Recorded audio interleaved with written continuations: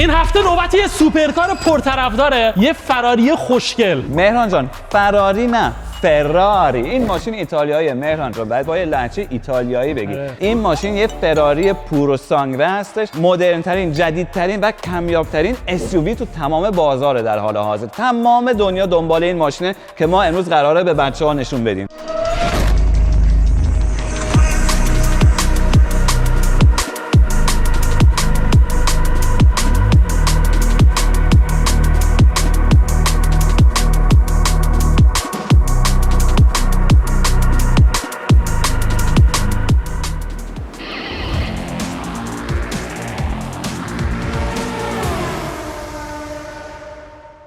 الان اگه من بخوام این ماشین رو بخرم، امید، اول اصلا من خیلی سریع میخوام برم سراغ اصل مطلب. خب قیمتش چقدره؟ 0 تا 100 چقدره؟ حجم موتورش چقدره؟ چند اسب بخار داره؟ خب مهران جان، ما 720 اسب بخار داریم، 12 سیلندر این ماشین. 12 سیلندر. بهش نمیاد. وایسا دیگه مهران جان، ایتس فراری. فراری توش پر بود امید. پره؟ مگه هندونه است که قرمز میزنی روش؟ دیگه من اینجوری تشخیص میدم دیگه. نه مهران جان، این ماشین الان تو بخوای بخری اصلا نمیتونی بخری. بری فراری بخوای این ماشین رو سفارش بدی میگن سولد اوت، اصلا شانس نداره. این ماشین خیلی وقت پیش کامل همه این ماشینا رو فروخته فراری. خب و 3 سال 4 سال تو لیست انتظاری واسه این ماشین و به خاطر همین این ماشین تقریبا در حال حاضر مثلا همین مدلی که جلوش ایستادیم یه چیزی در حدود 650,000 یورو قیمت کارخونه است.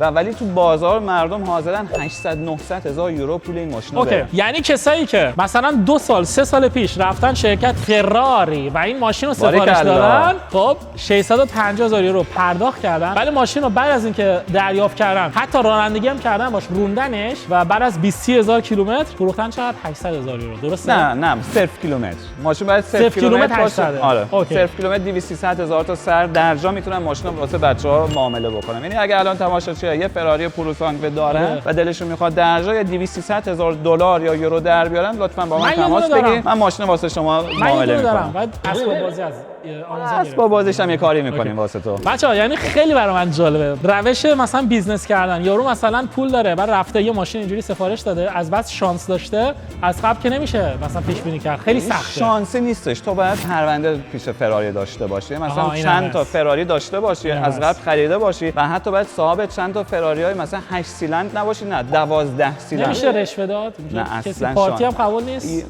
ایتالیا که نیست، آلمان.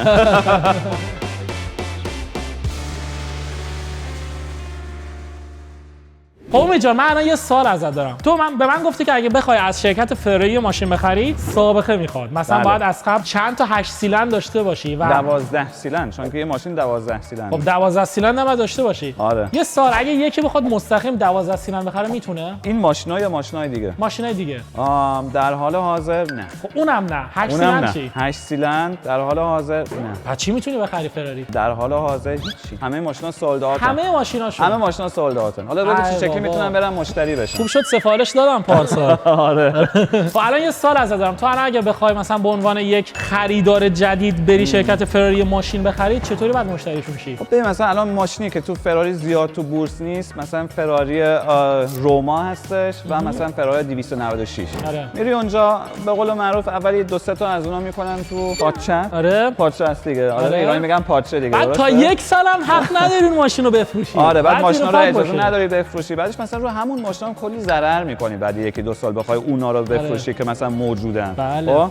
و بعدش اینطوری دیگه یواش یواش سابقه تو مثلا میبری بالا پیش فراری، چند تا ماشینه بیشتر میخری تا مثلا یه روزی مثلا از اون آدمای خوش شانس باشی که بتونی یه ماشین اینطوری بخری. خب بعد یه سوال ازت دارم. تو دست دوم بخری چی؟ قبوله؟ نه. فقط باید نو بخری. باید از خودشون خریده باشه. هولی شت. بچه‌ها یه شرکتی که شما ماشین داری مثلا 1 میلیون پول داری، میری پیش شرکت فراری، خب مثلا من اگه باشم 1 میلیون رو میگیرم، میرم اونجا میشینم پرت میکنم اینجوری.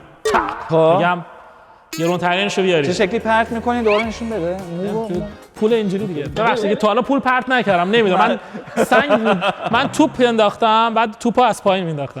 مثلا اینجوری پرت می‌کنی. 2 تا فراری بیار ببینم. یالا یه چای هم بده. نه چای نباید بخور. ردبول با کلاسه. یه ردبول هم بده. هایپ هایپ خب. میری میگه هایپ بده. بعد مثلا یارو میاد بهت میگه که نه نمیشه، شما مشتری نیستید، نمیشه، برو گم شو بیرون. بعد همون پولی هم که پرکی میزنن تو سرت برو. آره. خیلی باحاله. آره. حالا یه سوال ازت خیلی. دارم، بیا اینجا خب. کنارم، بیا اینجا. بیا نزدیک، نترس بیا نزدیک.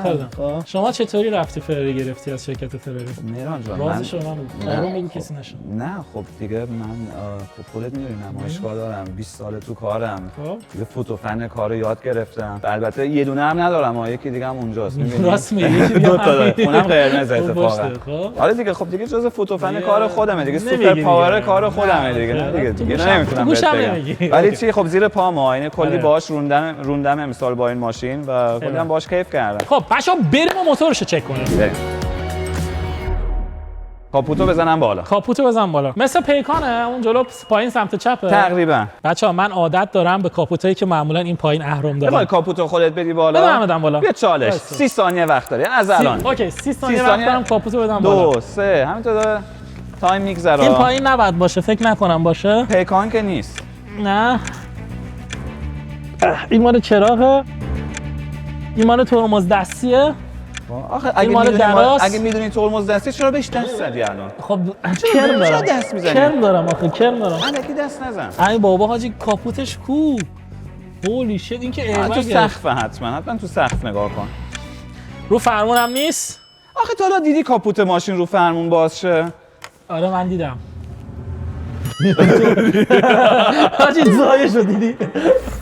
ولی وایسا این پایین. مهران جان اگه چیزی دنبالش میگردی پیدا نمی‌کنی. وایسا انگشت رفت توی سوراخ. اوکی. اون چیه؟ همونه؟ نه اون یه چیز دیگه. یه چیز دیگه است؟ آره. باز نشد؟ اگه بچه بودی بهت نمیگفتن انگشتتو نکن تو هر سوراخی که پیدا نه دیگه من می‌کنی. یه بارم کردم انگشتم له شد یه بار. حالا چی شد؟ دادی نکردی. نه دیگه نتونستم. من بدم؟ آره. من بدم نگاه کن. برونم کجاست؟ همینجا بود آقا. دهن تو من فکر کردم اون پایین همینجا نگاه کن. فیوزای ماشینه. بریم سراغ موتور ماشین. خب بریم برای موتورش. بریم. الان مگه باز نکردی؟ ببخشید. بلد نبودی دیدی؟ بلد نه خیلی بد شد. خیلی ضایع شده. چون که من میدونستم از اینجا باز میشه. آره. و به آقا اینم از موتور ماشین. اینجا شماره شاسی ماشین هست که ما متاسفانه باید بلورش کنیم. امید اینجا این خود موتور ماشینه دیگه. این شکلی قلبه. میبینی قرمزه. الان این 12 سیلندر. 12 سیلندر. 720 اسب بخور. هولی شت. اینم روی ماشین چی؟ شاسی بلند. بیا از جلوی نگاش بکنیم. شکل چی میشه کاپوت ماشین که میره بالا؟ شبیه فیلم ترانسفورمرز رو دیدی؟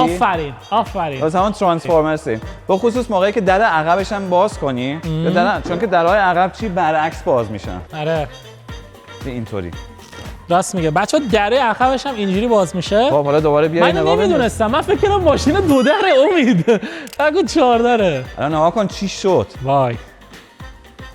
با حالا آره. بچه‌ها ظاهر ماشین رو ببینید چقدر خوشگله. کاپوت اینجوری برعکس میاد به سمت جلو، درا اینجوری باز میشن. واقعا شبیه همون فیلم است. اند دیزاین دیگه درسته؟ خیلی باحاله. خیلی باحاله. نداره دیزاین ماشین. امید اینجا رو ببین. کجا رو؟ هواکشا. من هواکشا رو سری میبینم. تو همیشه اصلا مهران جان چالش 60 ثانیه وقت این ماشین رو بهم بفروش.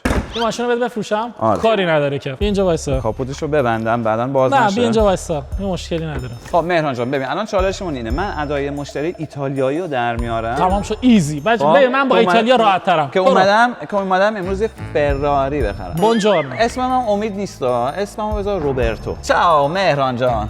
چاو. پلیز گو سولد اوت. نه گراتسی. خودت مگه نگفتی سولد اوت؟ خودت مگه نگفتی؟ اینه دیگه چرا باید بفروشم؟ منم اگه میخوای واقعیشو بریم. چاو من اسمم روبرتو هستش. میخوام یه فراری ازت بخرم امروز. یکی از خفن ترین مدلای فراری رو داریم. ببین این ماشین اگه سوار بشی سردردت برطرف میشه. من که سردرد ندارم. سردرد نداری؟ بیا اینجا یه ثانیه اینجا. الان سردرد داری؟ آره الان سردرد. بیا بخرش. تموم شد رفت. برو بشون اون پشت. مرسی. به همین آسونی صاحب ماشین شد. من اینم فروختم. مرسی. تمام شد رفت. خدایش سبک فروش هم چطور بود؟ خیلی تخمی بود.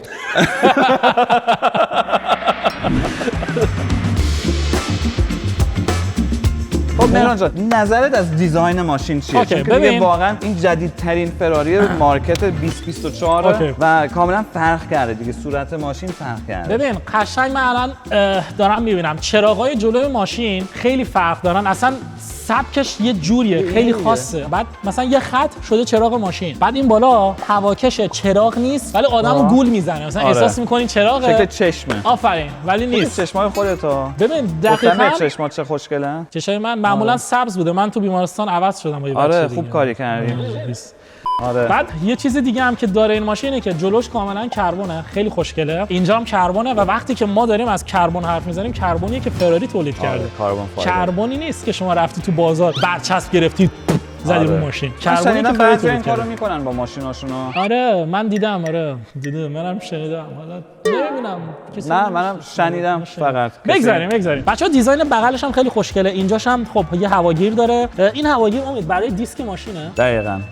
واسه ترمزهای ماشین دیسکا. دلیلش هم اینه که بچه‌ها این ترمزها خیلی زود داغ میکنن، چون شما با این ماشین مثلا طراحی شده برای 300 کیلومتر در ساعت. خب طراحی نشده برای مثلا 20 کیلومتر 30 کیلومتر. این حیفه. ترمزهای ماشین هم کربن سرامیک هستن، حتی سرامیک معمولی هم نیست. دقیقاً. بعد لنت ماشین هم رنگش زرده. آره کلاسیک فراری. دقیقاً مثل لوگو. دقت هم کرده باشی بعداً تو ماشین اونجایی که دور موتور رو بهت نشون میده همیشه کلاسیک زرده تو فراری. درسته. بعدش رینگ‌های ماشین رو عوض کردیم مهران جان، اینا رینگ‌های اوریجینال فراری نیستن، عوضشون کردن با رینگ‌های 22 نوویتک. آره. بعد من دوست داشتم رینگ‌های یکم بزرگتر مثلا 23 رو ماشین سوار بکنم، ولی هنوز موجود نیست تو بازار. یعنی حتی این رینگ‌ها دیروز که مثلا اومدن بیرون من روز بعدش سوار کردم. به نظرم خیلی خفنن. 22 هم اندازه است. بعد از دیزاینش بخوایم بگیم، اون هواکشی که اون جلو هست خب از اینجا میاد بیرون، باد گرمو میده بیرون و یه جوری برای ایرودینامیک ماشین هم خیلی خوبه. واسه ایرودینامیک و واسه موتور دیگه، موتور یکم خنک نگه می‌داره. رو آینه‌ش هم کربونه، دیزاینش خیلی باحاله. این پایین هم کربونه. تنها نکته‌ای که من دارم می‌بینم اینه که ماشین شاسی بلنده ولی دراش خیلی کوچیکه. قبول داری؟ رو هم رفته به نظر من ماشین یکم کوتاست. مثلا با لامبورگینی اوروس که می‌خوای مقایسهش بکنی، لامبورگینی اوروس یکم مردونه‌تره. یه چیزی به نظر من چیزی بین شاسی بلند و لیموزینه. آره خب خود فراری به این ماشین نمیگه SUV، خیلی گارد دارن. خب همه میگن مثلا لامبورگینی 2018 لامبورگینی اوروس آورد تو بازار، تازه 6 سال بعدش فراری خودش هم یه SUV ساخت، چون که لامبورگینی خیلی موفق بوده و اینا خب همیشه تو رقابته. حالا فراری میگه نه این ماشین اصلا SUV نیستش. این SUV معنیش اینه سپورتس یوتیلیتی ویهیکل.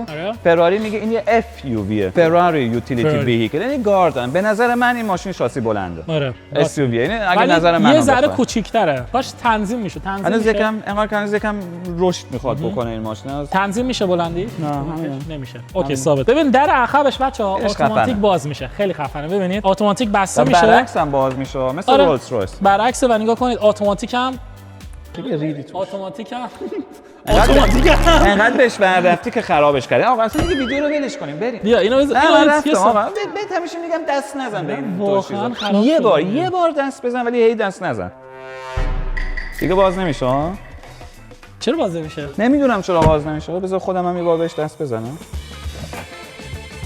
این کلک ببین یه ساعت میشینه نخ میزنه، به من نمیگه که تو باید 2 ثانیه نگه داری. به من نمیگه. این دیگه جزء فوتو فن کاره. من دیدم. وایسا نگاه کن. فکر کرده من ندیدم. نگاه کن. بچه‌ها نگاه کنید.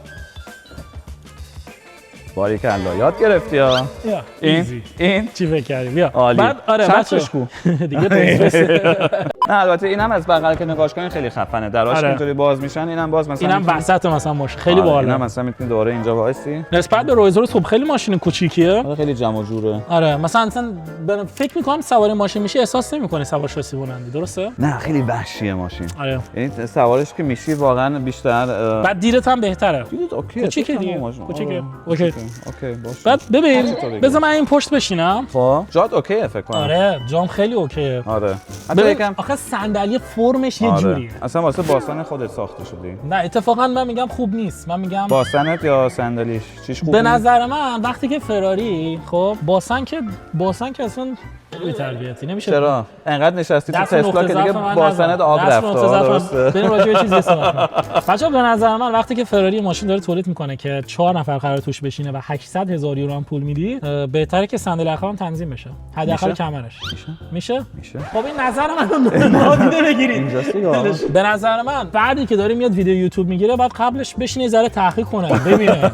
خب نه اینکه همینجوری بیاد زیر. نه اوکی واسه این خب منو داری. خدا رو شکر بچه‌ها. من همیشه کنارتم مهران جان. پس من نظرمو تغییر میدم بچه‌ها. خیلی خوبه که صندلی اینجوری تنظیم میشن، صندلی عقب و اون پشتم آدم به اندازه کافی جا داره. و چیزی که خیلی خفنه موقعی که در ماشین بازه با دوربینو بیارن کن چه دیدی رو تایر. آره اینم باحاله. میدونی من یاد چی میندازه؟ در مکلارن هم که باز میکنی خب تایر جلو راحت میبینی. خیلی البته این در عقبه. میدونم اون در به جلوشه. اون در اون جلوشه. میدونم بابا اون خواستم فقط حالا درگیر نشید. خب حالا ما دوباره درا رو ببندیم و بریم سراغ آفرین. در من دیدی اتوماتیک بسته میشه تو یه ساعت. اصلا تو خیلی تو اصلا فرق می‌کنی. خب بچه‌ها دیزاین اینجا شده این قسمت خیلی خفنه. به نظرم خوشگله. وای نات چرا که نه؟ انگلیسی مال کرده یه چات خوبه. وای نات گفتن. اصلا ما ماشین ایتالیایی خارجی دیگه. فکر کنم فرانسوی حرف زدی با من. آها نه اون به خاطر لهجه‌مه. خب آقا از عقبم امید از عقب شبیه فراری نیست. از عقب ببینیم شکل چیه. بذاریم بچه‌ها می نگاه بندازن از عقب. به نظرم شکل فراری نیست. ولی پشتش قشنگه. خیلی قشنگ هستا. منظورم بد نیست که پشتش زشته ولی یه ذره شبیه به پژو مثلا. نه یکم واسه من شبیه مثلا یه حیوانی که حیوونه. ببین یه کوچولو عجیب غریبه. مثلا پشتش آدم ببینه همون لحظه نمیتونه بگه این فراریه. خب همین قشنگه. خب جدیدترین مدل دیگه. اگه همه دیده بودنش خب دیگه همین گفتن همینه. شاید یه روزی نظرم تغییر کنه وقتی البته بذار چیزی بهت نشون بدم. چراغا رو می‌بینی؟ خب این دیزاین جدید فراریه. ما مثلا همین بغل همینجا نگاه کن همینجا فراری 296 داریم. اینم جدیده. اینم نسل جدید فراریه و می‌بینید چراغاش همین شکلی ان. اوکی می‌بینی؟ این دیگه دیزاین جدید فراریه. چراغا رو یه تیکه می‌زنن اینجوری می‌زنن. و این مثلا 812 جی تی اس. این نسل قدیم فراریه که چراغا هنوز گرد بودن. حالا من با این گردی بیشتر حال می‌کردم قبلا. منم همچنین. منم می‌خواستم بهت بگم من اگه تو خیابون این ماشین رو ببینم میگم با این یه فراریه. ولی این اگه بخوام ببینم پشتش بیشتر شبیه مکلارنه. دیگه حالا خیلی شبیه‌ن. جدی میگم. مثلا اونو ببین. حالا به نظر من بچه‌ها میتونن مثلا تو کامنت‌ها نظرشون رو بنویسن که مثلا با نسل جدید بیشتر حال میکنن یا نسل قدیم. ولی الان مهران جان نگاه کن از اینجا خیلی خوشگل نیست. خیلی خوشگل. من میگم خاصه. بچه‌ها این از پشت یه فراری نه از پشت یه مکلارن یه کوچولو شبیه همن. مثلا این توری که اینجا هست و خود مکلارن هم اونو داره. اونم اتفاقا 750 است. مکلارن 750 اس اسپایدر. اینم 2024 ماشین. بعد امید یه چیزی هم که من الان دقت کردم اینه که ایرودینامیک ماشین جوریه که خیلی خوشگله. مثلا این پشت به یه جوری گرد کردن ماشینو. اینجا گرد میشه و اینجا هم همچنین. اینجا مثلا گرد میشه بعد این پشت دیگه تمام میشه و دیزاینش خیلی باحاله. مخصوصا اینجاش بعد خیلی به چشم میاد به نظر من. خیلی باحاله. من خیلی دوستش دارم. من از بغل ماشینو دوست ندارم. من جلوشو خیلی دوست دارم، عقبشو خیلی دوست دارم ولی از بغل که نگاه میکنم یه حس مثلا میکنم که ماشین کامل نیست. این پشت خب اینجا فاصله خیلی زیاده ولی یه ذره بری جلوتر کم میشه. خب و اینم به نظرم خیلی باحاله. میخوای پارک کنی خیلی کارت راحته. دیگه مثلا یه بلوار چیزی باشه میفهمی که تو نمیتونی بزنی به اون بلواره. یه چیزی که من مثلا الان خوشم نمیاد که هرچی بیشتر دارم نگاهش میکنم اگزوز ماشینه. چون که اگه دقت کرده باشی خب تو همه ماشینا مثلا دیزاین‌های مخصوصی هستش. مثلا بعضی این شکلی ان، بعضی گندن، کوچیکن. ولی چی خب اگزوز اصلی همیشه اون نیستش که می‌بینی. درسته. اگزوز اصلی همیشه لوله گرده معمولا. و این لوله خیلی پیدا هستن تو این پیش ماشین. اینو راست میگی. یک این دو میتونست یکم باحال‌تر بزنه. دو این که بچا این پشت مثلا دیزاینش می‌بینی؟ مثلا اینجا یه جای مخصوص درست کردن برای این چراغی که اینجا هست. یعنی چراغ هم نیست این. شب رنگ یه جورایی و اگزوز. مثلا من میگم اگه 4 تا اگزوز این وسط می بود، حالا اینجا که نمیشه، شاسی بلنده. 4 تا اینجا، 2 تا این ور، 2 تا این ور ولی دیزاینش خوشگل‌تره. حالا تا همین الان داشت کلی تعریف ماشینو می‌کرد. حالا که من اومدم یه ایراد بگیرم، اونم حتما خواستی ایرادم بگیره. حالا ایراد نمیگرفتی نمیشد الان. خب بریم ماشین از بغل ببینیم. اوید از بغل خیلی خوشگله. نمیدونم نظرت چیه؟ نه بذار بگم کدوم پارتش واسه من اوکی نیستش. این پارتش واسه من اوکیه. خب این اوکیه. اینم اوکیه. این اوکی نیست. اینجا هم دره یکم کوتاست، هم اینجا کوتاه. این یه 10 سانت بیشتر میخواد. یه 10 سانت باید ماشین اگه دقت کنی اول ویدیو بهت گفتم دره ماشین خیلی کوتاست. آره اینو بهت گفتم ولی دیگه چی بگم؟ مثلا من میدونم مثلا اینم کوتاست. 6 ماه پیش من از دیلرهای دبی که خبر دارم مثلا اولین فراری‌ها رو میفروختن 1 میلیون یورو حتی. از همین مدل مثلا اولین ماشینا که تو بازار می اومدن مثلا خیلی بودن خب دیگه خیلی پولدار بودن تو دبی اونا که دنبال این ماشین بودن 1 میلیون یورو پول این ماشین رو میدادن. 1 میلیون یورو. 1 میلیون یورو. الان هی خب هر 3 ماه یه بار قیمت ماشین یکم بیشتر میاد پایین ولی خب هنوزم که هنوز خیلی بالاه. آخه بازارش هم اینجوریه که من تو کل دنیا اینه که هر چقدر که یه چیز کمتر باشه قیمتش هم میره بالا. دقیقاً. خب مهران جان به نظرم بیاد بریم سوار ماشین بشیم، ماشین از تو نشون بدیم و ماشینو بندازیم تو خیابون. مهران جان تو خیابون دیگه. نمیخوای بری اتوبان؟ 70 تا نه امروز نه. چش. نمیریم اتوبان. Let's go. بریم ماشین از داخل ببینیم. خب اول بیا یه نگاه بندازیم تو ماشین و نظرت چیه؟ دید اول نظرم اینه که دکمه خیلی کم داره. بعد اصلا نمیدونم داخلش شبیه خدایا یه ماشینی هست چی بگم ناراحت نمیشه که. من تا حالا ناراحت نشدم تو زندگی. خب خدا رو شکر شبیه آلفا رومئو. الان فکر کنم پیاده شو. باشه اینم دیگه آخرین ویدیو امید مهران بود. خیلی بهم خوش گذشت و ان شاءالله دیگه سری بعد من تنها. خب بچه‌ها داخلش به نظر من خیلی اومدن روی تکنیک کار کردن و دکمه خیلی کم دارین. و همینا رو هایپر مدرن ماشین. یعنی این ماشین داخلش واقعا میشه گفت هایپر مدرن. همش تاچ غیر از دگمه‌های ایمنی که باید چیز باشن. حالا این نکته من بدون امید مثلا منم که سوار تسلا شدم خیلی میگفتن که با این دکمه اصلا نداره خوب نیست. من عادت کردم. ولی خیلی‌ها رو میشناسم که اصلا عادت نکردن و آدم تا بخواد عادت کنه درنش سرویس میشه. به نظرم این ماشین هم همینجوریه. حالا با تسلا حتی سریعتر عادت میکنید چون که حقیقتش خب میدونید من یه حالا حرفشو نزنیم ولی با این ماشین فرق میکنه. یعنی در حال رانندگی خیلی مدرنش کردن ولی کارشون رو هنوز 100% انجام ندادن. یعنی هرچی با این ماشین میرونی حواست خیلی پرت میشه رو سیستم‌های الکتریکی ماشین. حالا بعداً بهت نشون میدم. خب ما از اینجا بخوام شروع کنیم بچه‌ها. این کنسول وسطشه خیلی جا کم داری. دو تا تایپ سی داری. بعد یه دونه هم جا فندکی داری اینجا. نزدیک بکنیشون. خواستم بازش کنم. من عادت دارم به پیکام اونجا بعد میکندی. حالا اصلا کی کنسول وسط رو نگاه. حالا یه چیزی بهت بگم. ماشین 800,000 یورویی شده. بعدش میای اینو به بچه‌ها نشون میدی. چه اشکالی داره؟ من یه بار تو ماشین منتظر بودم بعد یکی از اخوامون هم سوار ماشین بود. یه پژو 405 داشت. بعد از اینجا از این چی میگن جا فندکی چی میگن؟ آره. از اون چیزش هم بود که باش سیگار روشن می‌کردن. دکمه میزنی داغ میشه. اونو برمی‌داشتم داغ که میشد میزدم به در ماشین. کلا در ماشین رو ترکوندم. بچه بودم آره. و آقا کنسول وسط اینجوریه. این بعد مال دنده ها باشه. این چیه؟ این واسه بچه عقبه که مثلا نتونن درو باز بکنن. اوکی نتونن درو باز کنن. بعد پنجره ماشین اینجاست مثل 206. دیگه پنجره ماشین دیگه. ولی چیزی که خیلی جالب تره مثلا این دیسپلی که جلوته. آره یه دیسپلی اینجا داریم. اسم ماشین تفسیر نکردیم واسه بچه‌ها. اسم ماشین خیلی جذابه. اسم ماشین که پوروسانگ و اسم این معنیش چیه؟ به انگلیسی میشه پیور بلاد که به فارسی میشه خون اصیل. یعنی این فراری خون اصیل. یعنی فراری میخواد بگه این ماشین واقعا دی ان ای فراری رو داره. رنگش هم قرمزه خیلی هم سته با خون. آره واقعا میک سنس میکنه. بچه‌ها حتی شاگردم اینجا یه دونه دیسپلی برای خودش داره. این وسط که ناوی نداریم و اینم کیلومتر رو تمام تجهیزات ماشین این بالاست. آره همه چی اینجاست. به نظرم بالاست. و این خیلی خفنه. این دور موتور رو نشون میده درسته؟ دقیقاً اینجا دور موتور رو نشون میده که بعداً تو اتوبان که نمیریم. بچه‌ها دیزاین در ماشین هم اینجوریه. امید اسپیکر ماشین مدلش چیه؟ JBL. چرا فراری بعد با JBL کار کنه؟ دیگه اینا قرارداد دارن حتما. مثلا برندهای دیگه بهتر نیست؟ حتما هست ولی خب فراری JBL البته فرقی هم نمیکنه. حالا بعداً بریم تو اتوبان میفهمیم. تو اتوبان قرار نبود بریم.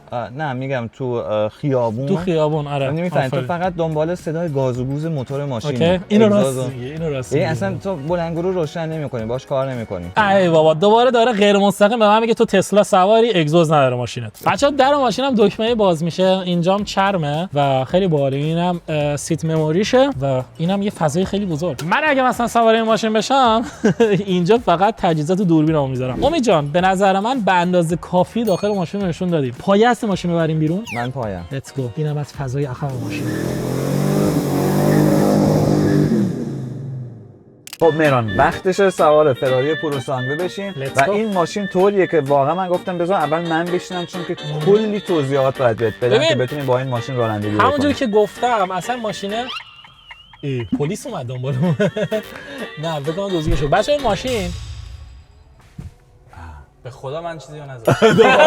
همیشه صندوق عقبو باز میکنه. نه من اتوماتیک بسته نمیشه. 10 ثانیه وایسا. شما که تسلا رو مسخره میکنی چقدر پول این ماشین رو دادی؟ این ماشین یه چیزی در حدود 800,000 یورو به خودم در اومده. 800,000 یورو پول یه ماشین داده. صندوق عقبش باز میشه و دکمه بسته نمیشه. برای من با گوشی بسته باز و بسته میشه. من دبی بودم تو آلمان باز و بسته میکردم بچه‌ها جنس بردارن. عجب ماشین حسابی داری تو.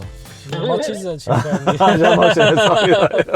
به نظر من فراری چند تا اشتباه کرده تو دیزاین این ماشین. خب الان مثلا نگاش میکنین دیزاینش خیلی خفنه ولی اشتباهی که کردن اوور تکنیکش کردن، یعنی تو ماچ تکنیک جدید ریختن تو این ماشین و یه کاری با این ماشین کردن که در حال رانندگی کردن اصلا دیگه نمیتونی لذت ببری از رانندگی چون که هی حواست پرت میشه رو سیستم‌های کامپیوتریش که الان دونه دونه بهت نشون میدن. من عادت دارم با ماشینایی که دکمه کم دارن. آره میشه بهت نمیگم.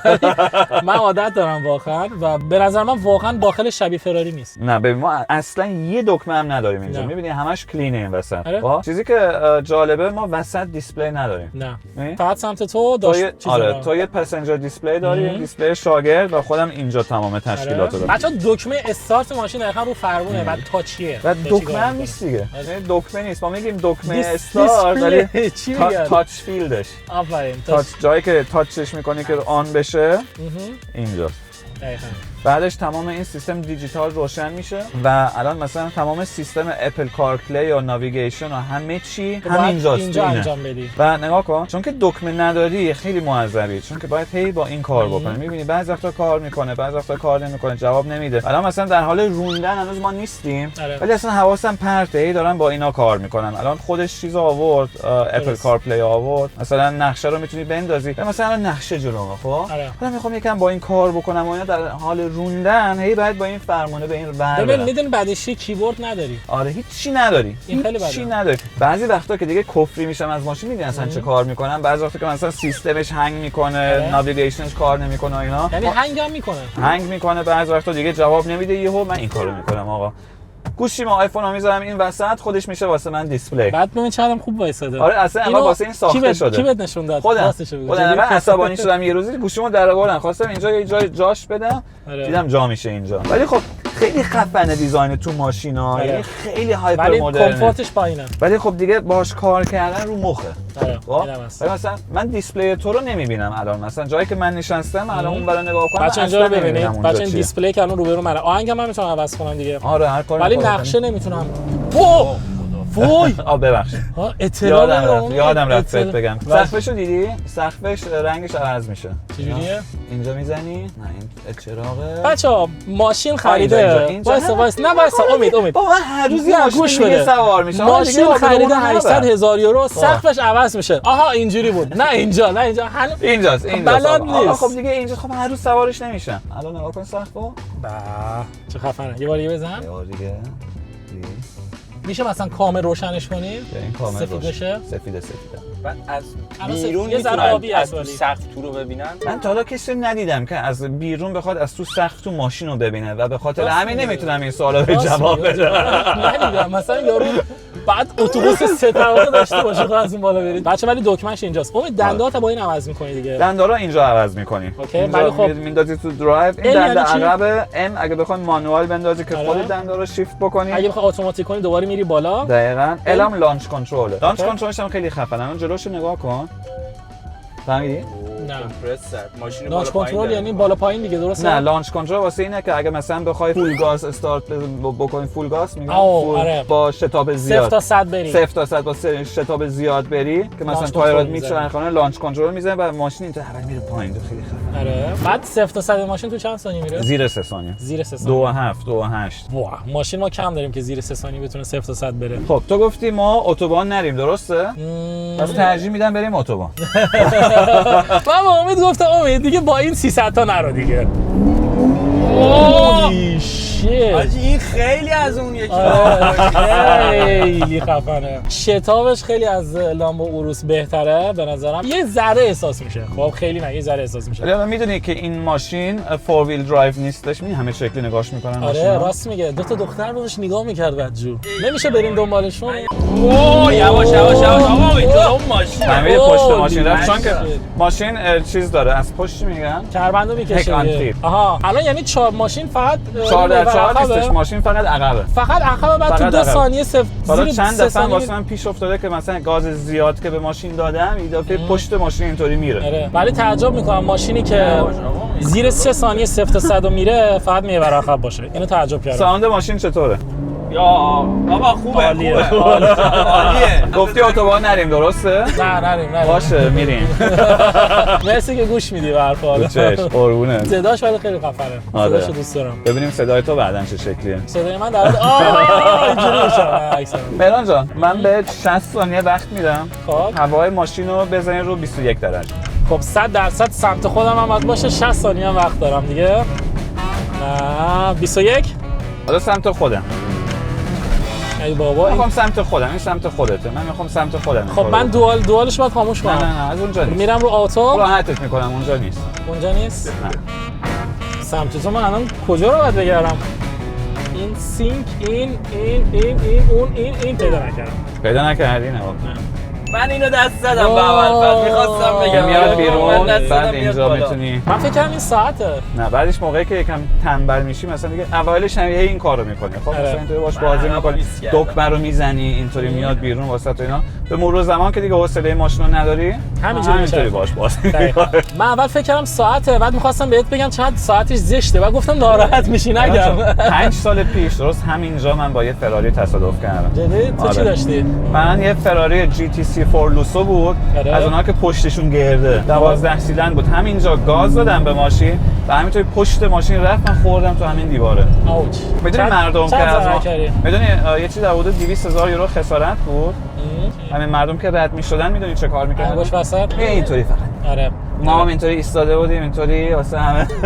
خیلی هستن که تو اتوبان تصادف میکنن انگوش وسط نشون میدن. مخصوصا یواش، اگه یواش. ماشینت این باشه. خب اوه پشتم خیلی فرق 180 هولی شت رو 200 رفتی خیلی صدای اتاقش زیاده. آره سر و صداش زیاده دیگه. سر صداش خیلی بچه‌ها زیاده. قشنگ احساس فراری بودن رو بهت دست میده. نسبت به مثلا ماشین اوروس و اینا خیلی بیشتره امید صداش. خب مثلا الان می‌بینی من حواسم پرته چون که می‌خوام تو سیستم کمک ماشینا رو همه خاموش بکنم چون که آره. هی فرمونو میکشه چپ و راست. خب آره. حالا من باید با این فرمونه اینجا باید انقدر ور کاچه. برم که من حواسم پرته. من حالا دیگه فقط دارم اینجا رو نگاه می‌کنم جلومو نگاه نمی‌کنم. نه خیلی اعتراض کرده از شرکت آره. فراری بابت این. آره خیلی اذیته خیلی هم رو مخه میدونی شرکت فراری تصمیم گرفته که اینو تغییر بده. نه، اصلا براش مهم نیست. اصلا به حرف مردم گوش نمیده. امیر خان ما از امروز به بعد فراری رو تحریم می‌کنیم. ما دیگه نمی‌خریم. آقا امید با این بچه‌ها. حرفت فراری واسه من مرد. دوستایی که تو ایرانن شما هم نخرید. آره دیگه تحریمش هیچ کنید. کس فراری نخره دیگه فعلا از الان نخرید بعد. تحریم کنید. راست میگه. منم تحریم مگه می‌کنم. فقط آمریکایی‌ها بلدن تحریم بکنن. آره راست میگه. واجب منم نمی‌ذارم نمیخرم. نه اینکه پول نداشته باشم خودم تحریم می‌کنیم دیگه. امیر خان دو تا اسباب بازی داریم تو خونه من بنداز دو دیگه. سری راه یارم میاد. اینو من میزنم میاد بالا عشق میکنم. آقا امید یواش یواش اوه ماشین جلومونه به خدا. الان امید 300 تا رو ولی پر نکن. شلوغه. ماشینه جلو ماشینه ماشینه هولی شت گوش نمیده امید. همه ماشینا دارن میرن. اینجا رو بگی واسه بچه‌ها اینجا رو که انگشتم میشن الان فرمونو میچرخونم و اینجا منوهاش میاد سپورت بعد میره رو کامفورت اسپورت. وت آیس بذارش رو اسپورت. نه این کامیونه چه اصراری داره بیاد جلومون. ببین آسمان شلوغه خدا رو شکر دستگی به امید راننده نمی‌تونه داره که شلوغه یا سرعت نه بره. دیگه امید نمی‌تونه نمیتونم سرعت بره. دیگه نمیتونم نه ببینیم و تعریف کن. نورمال نهد بزنی. خدا یا خدا. آقا یواش. امید به خودم جلو ماشینه به خودم ماشینه امید هشدار برای کبرا 11 هشدار برای کبرا 11 است اتوبان آلمانی. باید 300 رو بریم امروز واسه من هیچ فرقی نمیکنه. همین یه ذره است که شلوغه. دقیقاً حس می‌کنی که آره. ماشین فراریه درسته؟ آره، اگه این سیستم کامپیوتریش نبود این ماشین فوق‌العاده خوب بود. راست میگه این راست میگه. ولی با سرعت 140 تا که داره گاز میده آدمو پرت میکنه به سمت عقب. خیلی شتابش خوبه. دوست دارم اگزوز ماشین رو عوضش بکنم یکم صداش بیشتر بشه. همه جون عقب چطوره؟ عقب در حال سکته. ولی راحته. راحته ولی انگار وقتی موتور شتاب میگیره انگار منم شتاب میخوام بگیرم.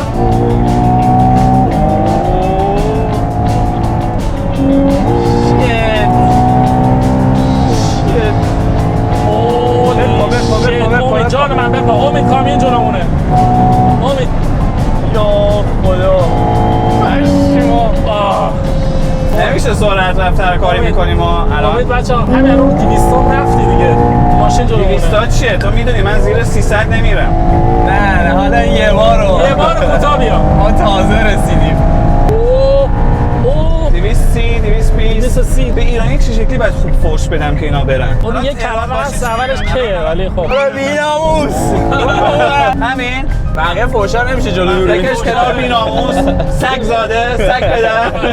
اگه مثلا میشه بچه‌ها تو کامنت ها واسه من بنویسن. نه مثلا کامنت یه فوش کار مادر میشه. بابا 500 متر دیگه خب سر 500 متر گاز نده بس رسیدیم الله اکبر چه حالی میده بچه‌ها، نمیدونید چه حالی داد الان. البته سفیدیم و زردیم دیگه فکر کنم قاطی شده. من احساس میکنم که تو پیست بودم الان مثلا پیست تمام شده تموم شده؟ نه تمام نشده دراش هم کوچیکه آره دراش کوچیکه. بیرون هم بو سوختن میده بو اگزوزشه بو کردیشو بو باحالی میده. آره بو اگزوزه انگار کباب ماشاءالله. کرده من اگه با این ماشین میخوام برم مسافرت یه مثلا نیم کیلو استیک میذارم رو موتور بعد خب. یه ساعت دیگه استیک میپزی دیگه عالیه. تو خیلی لایف هک و اینا خفن بلدی. بله من با موتور تست کردم خیلی خوب بود. خب آقا بریم برای راه استارتش. بیافتیم. ببین مهران جان بذار یه نصیحتت بکنم. این ماشین مثل بقیه ماشینا نیستش که تا حالا تست کردی. تو خیلی ماشین سوار شدی پیش من. تو جی واگن سوار شدی، رولز رویس کالینن سوار شدی، نمیدونم لامبورگینی اوروس. آره. این ماشین فرق میکنه. این ماشین واقعا خطرناکه. یه اشتباه کنی میره. تمام پاورش هم عقب ماشینه، دیفرنسیال اوه، عقب راست دیگه. یعنی هم زود ماشین پشتش میره، آره هم یعنی کنترل از دست میدی با این بیشترین ماشین. سرعتی که با این ماشین رفتی چقدر بوده؟ من 300 بالا رفتم با این. تو با اینم 300 رفتی؟ با این دیگه نمیرفتی. من با این ماشین اتفاقا تور رفته بودم. از میلان ایتالیا رفتیم سمت موناکو، از موناکو رفتیم سمت بارسلونا، از بارسلونا آره. رفتیم سمت ایبیسا. راست میگه بچا امید با این ماشین فکر کنم کل اروپا رو دیگه رفت گشت. آره خوش گذشت. با یه 30 تا ماشین باز دیگه با خیلی ماشینای خفن. اسم اون توره چیه؟ لاینس ران. هر سال میری؟ هر سال میرن. آره یه سامر ران داره، یه وینتر ران داره، اونا رو میرم. آره. اوکی امید زمستون برف بازیه. ببین اولین ایرادی که من دارم اینه که پدال گاز ترمزش خیلی به هم نزدیکه. البته ایراد کنه ولی بعد عادت کنی. و نکته دوم خدا رو شکر بچا راهنماش رو فرمونه. اگه راهنماش هم تاچی بود دیگه مثلا بهت میگفتم آره بنداز دور ماشین. فقط به خاطر ایمنی اصلا اجازه نیست راهنما تاچ باشه. چرا تسلا مدل اس جدید داره واقعا؟ آره چه صدای خفنی تازه گاز ندادم. بچه‌ها من اولین باری که دارم سوار ماشین امید میشم ماشین دیلیت دیگه، یعنی هر روز سوارش ماشین دیلیه جز بشه. چند تا ماشین دیلی داری الان مثلا؟ در حال حاضر بذار بهت بگم. ما هر چی دیدیم گفت دیلی. هر چی که دیدم. پلاکاش همش او ام داره. آره دیگه این ماشینی که زیر پامه یعنی رجیستره، مثلا با نمره موقت سوار نمیشم. نامبر خودت دیگه. من چی دارم در حال حاضر؟ بذار یه توضیح بدم برای بیننده. بچه‌ها شماره پلاک موقت که امید میگه منظورش شماره پلاکایی است که قرمز رنگشون. اینجا موقت معمولا قرمزه. که نمایشگاه دارن آره، مثلا ماشینا بخوان. اونایی که قرمز موقته. آره دقیقاً. من چه ماشینایی دارم در حال حاضر؟ فراری پروسانگوه دارم، رولز رویس کالینن دارم. یه ماشینی دارم که نمیخوام زیاد در رابطه باهاش حرف بزنم. اولش کیه، آخرش اسلاس. برو راست. یه آودی S8 دارم. آودی S8. آودی S8 دارم، اونم خیلی باحاله. در حال حاضر همینا فکر کنم دیگه همین اسم. زیاد ماشین زیاد داره یادش رفت. فعلا فکر کنم همین. نه اتفاقا کم شدن ماشینا. بابا این که چیزی نیست. ماشین بیشتری داشتم. مثلا من الان هایپرکار ندارم. این که چیزی نیست. من 6 تا ماشین دارم امید. آره اسکیناشون تو فورتنایت بود من خریدم. منم تو جی تی ای چند تا ماشین بیشتر دارم. نه نمایشگاه خودم حسابمو گم کردم ساختم. به احساسی که من دارم از لحاظ موتوری بدنه‌ای آدم احساس میکنه تو فراری نشسته، ولی اون همون حرفی که خودت زدی. من الان کل تمرکزم به سمت جلو، مخصوصا ماشینی که میره ورقه و باید حواست باشه. بگم مثلا رادیو رو عوض کن. من ترجیح میدم گوشیمو وصل کنم به این ماشین از رو گوشی عوض کنم واقعا. و آره یه ذره برای من سخته، ولی خب بریم یه ذره گاز میاد. امید تو با این ماشین 300 رفتی، من به هیچ عنوان با این ماشین 300 نمیرم. خب این کارت بده دیگه اون نمیرم، ولی 200 بریم. اوکیه ایول برو. جلومونم پورشه است. اون پورشه رو دیگه پورشه جلوه. از اون پورشه عقب نمون. بیا بچا جلومون الان یه پورشه سفید توربو فکر می‌کنم. چه صداییه. خیلی خفنه. یواش ماشین جلوه، ماشین جلوه. یواش یواش یواش. واه برو برو.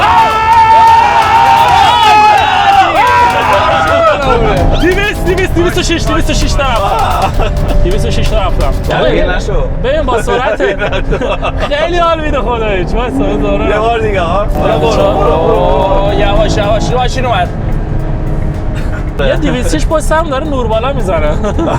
نه یه بی ام پشت سرم بچه داره نور بالا میزنه. این بی ام دیگه خیلی توهینا به فراری. بی ام به فراری نور بالا بزنه. بزن بغل یه دقیقه پیداش میره. بزن بغل. برو جلو میره. برو گاز بده. برو درسته. یا خدا. 230 200 برو ترمزهای ماشین خوبن نترس برو. اوکی ولی برو دیگه ماشین اومد جلو یواش. ببین بالای 240 اینا که رفتم احساس می‌کردم ماشین یه ذره باید کنترل کنی قشنگ. به محکمی لامبورگینی اوروس نیست. نه اون سیفتی لامبورگینی اوروس رو نداری تو این ماشین درسته؟ بی ام رفت که بی ام ام 4 هم هست. امید این ماشین زیر پاد باشه دیگه مرسدس AMG M4 اینا باید اسباب بازی ان. قبول داری؟ اصلا یه چیزی که واقعا نگفته نباید بمونه دیزاین ماشین خیلی خفنه. آره یعنی مثلا لامبورگینی رو با این ماشین مقایسه بکنی که من حتی هنوز که از لامبورگینی اوروس رو به این ماشین ترجیح میدم ولی میفهمین که مثلا لامبورگینی اوروس تو دهه مثلا 2010 ساخته شده دیزاین شده و این ماشین تو دهه 2020 دیزاین شده. این دیزاینش کاملا 10 سال فرق میکنه با هم. برو چپ دیگه داره چه کار میکنی؟ میرم نه وسط گیر کرده داره گاز و گوز الکی میده. داره دیگه اینطوری این چیز خوبیه اتفاقا تو آلمان ها. آره تو ایران ولی نه. میدونم. الان برو الان گازو بگیر برو. شانس آخرته. تخت گاز. دنده بده پایین. اوه نه داشت میرفت راست. ماشین داشت میرفت راست. میدونی من چی رو دوست دارم؟ ببین دندت رو فرمونه بعد هی معکوس میدم. میبینی؟ آره. نگاه کنید بچه‌ها. داون شیفت. آره. الان دور موتور زیر الان نگاه کن. اینا رو من دوست دارم. امید چی شد؟ تسلا رو مسخره می‌کردی نه؟ مسخره می‌کنی نه؟ مسخره؟ چند خریدی ماشین تو؟ 800,000 تا. چند؟ 800,000. بهترین ماشین دنیا چیه؟ بگو. فراری. یه ته داشتم. مارکش چیه؟ تسلا. الان راضی شدم. حالا مهران جان کدوم ماشین از اون ماشینایی که تا الان تو چنلمون به بچه‌ها نشون دادیم ترجیح میدی؟ راستشو بخوای حرفی که تو زدی درسته. ببین اوروس کنترل بهتری داری ولی تفاوت به نظر من تفاوت اوروس و این فراری فقط یه چیزه. اوروس رو که یه نفر مثلا میبینه مثلا من اگه ببینم امید سوار اوروسه میگم وا این یارو میلیونره. آره. ولی اگه ببینی مثلا یارو سوار این فراریه مثلا میگه ایشون مولتی میلیونره. متوجهی؟ آره. از لحاظ ظاهری. از لحاظ باطنی این ماشین مثلا از لحاظ رانندگی کردن تسلط دیزره کمتره. آره. خب مثلا من الان واقعا ماشین 2 بار کشید سمت راست و خیلی بر حواسم میبود. سواری خیلی باش حال میده ولی همون نکته که تو هم گفتی منم اذیت میکنه. مثلا نقشه نمیتونی درست بذاری. یه ذره اذیتت میکنه. به نظرم اوروس با اینکه اسپورته ولی کمفورتش بهتره. من اوروس رو ترجیح میدم. دیزاین از لحاظ دیزاین 100% این فراری. این فراری یه چیز خاصه من تا حالا ندیده بودم. آره دقیقاً. من حتی توی دبی هم ندیده بودم. دقت نکردم. ببین با پول این ماشین میتونی 2 تا نصفی لامبورگینی اوروس بخری. 2 تا نصفی. یا اینکه یه دونه منصوری خوب. رولز رایس کانینن. آره. حالا نظر خودت هم روی اوروس دیگه. من میگم از تو تمام ماشینا که دارم و سوار شدم اوروس بهترین دیلیه. حالا نظر من همیشه مثل همه خیلی جالبه. ولی من واقعا نظرمو دیلی میگم. میدونی من برام خیلی راحت مهمه. دقت کردی موقعی که تصادف میشه تو اون چند لحظه همه چی اسلو موشنه. آره راست میگی. بعد اینقدر آدرنالین داری. همون تصادفی که اون موقع تعریف کردم که با اون یکی فراری کرده بودم فراری جی تی سی فولوسو خب پشت ماشین که رفت ماشینم یه دور کامل اینطوری زد. بعدش اون لحظه واسه من سلو موشن شد که ماشین چرخید من روبروی کامیونه شدم که پشت سرم بود. با من اینطوری واقعا راننده کامیون میدیدم بعد سلو موشن شده بود منم اینطوری بودم. بعد دستم هم اینطوری میکردم واسه راننده کامیونه. سلام اونم اینطوری میگم. این هیچ وقت یادم نمیره. آره من تو اون تم باشم میگم ما آقا با این ماشین دور هم زدیم و ولی خب خیلی خفن. ان شاءالله که چرخش همیشه برات بچرخه. قربونت قابلیت تو رو نداره. خواهش میکنم. به نظرت چرا فقط میور عقبه؟ چرا میور جلو نکردنش؟ مثلا چرا 4 میوره نکردن این ماشینو؟ دیگه فراری عقیدش این مدل رو این ماشین که اینطوری باشه. رو هم رفته فراریا غیر چند تا فراری خیلی خاص همیشه دیفرنسیال عقبن. یه چیز دیگه هم که من خیلی دوست دارم اینه که دور موتور رو فرمون بهت نشون میده. بابت این آپشن پول اضافه دادی یا اینکه روش بود؟ نه اینا پول اضافه نیست. فکر کنم فرمونش یه چیزی حدود 2500 یورو. اوکی 2500 یورو که فقط دور موتور اینجا نشون. تو همینجا رو میدیدی. چه کاریه؟ همین رو میدیدی. نه اینو باید داشته باشی. خودم 2500 خودم میوردم هر روز کنارت میشستم برات میخوندم.